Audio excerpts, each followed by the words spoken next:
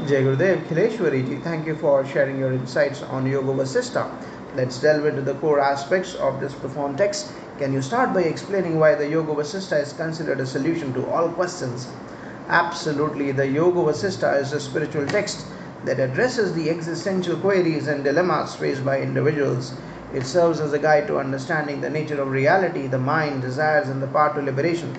It clarifies concepts that we often misunderstand or overlook, offering deep insights into the nature of the mind and existence.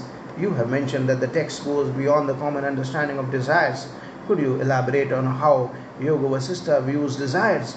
Certainly, Yoga Vasistha describes desires not just in terms of sensual pleasures, but as the root of all pursuits and inclinations that the mind chases. It explains that the mind's luxury in chasing objects or goals, whether tangible or intangible, is part of desire. The text categorizes this chasing and longing as the root of all desires, which can lead to attachment and suffering. How does the text address the mind's inclination towards worldly pursuits? The Yoga Vasistha provides a deep analysis of how the mind chases after worldly objects and pleasures, causing distraction and leading one away from true understanding. It advises on focusing the mind and redirecting it towards non duality, Advaita, which involves seeing beyond the illusion of multiplicity and realizing the oneness of existence. Could you explain the significance of the four gatekeepers to liberation mentioned in the Yoga Vasistha?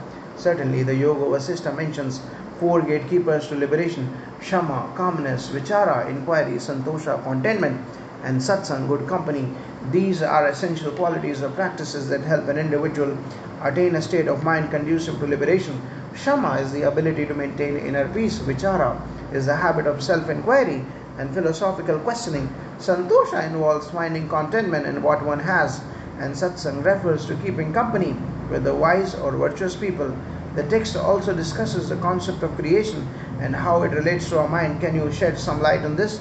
Yes. The Yoga Vasistha describes creation as an extension of the mind. It emphasizes that the universe and its experiences are projections of our consciousness. The text uses the analogy of a city to explain the body and the mind's relationship. Just as a city is maintained and managed, the body and the mind must be nourished and disciplined. How does the Yoga Vasistha guide us in dealing with mental and physical afflictions? The Yoga Vasistha suggests that both mental and physical afflictions are interconnected.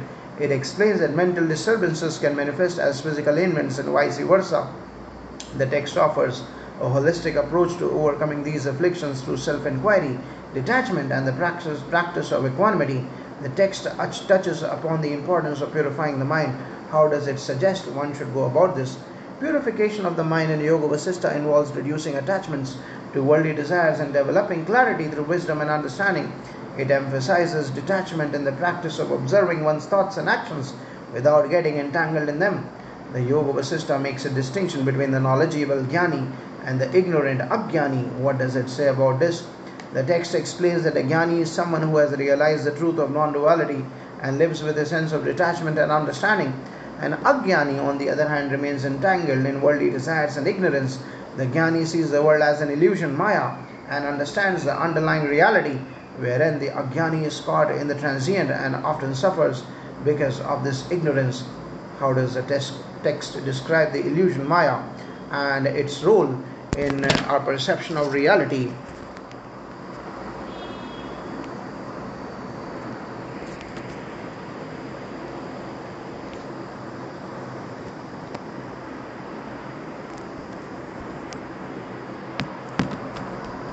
Maya is depicted as an illusion that prevents one from achieving and perceiving the ultimate reality, which is Brahman. It creates a sense of dual.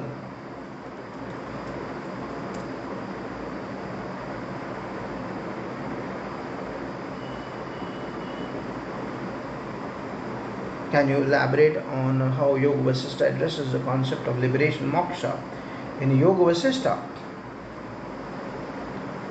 the liberation or moksha is elucidated through the concept of the four gatekeepers, Chaturdwar Palas. These gatekeepers symbolize the qualities and states necessary for attaining moksha: tranquility, sama; contentment, shanti; contemplation, vichara; and right understanding, tarkashangat. When Lord Ram expresses his desire for moksha, these qualities are highlighted as essential bridges between the mind and body, ensuring peace and harmony. Jai Gurudev.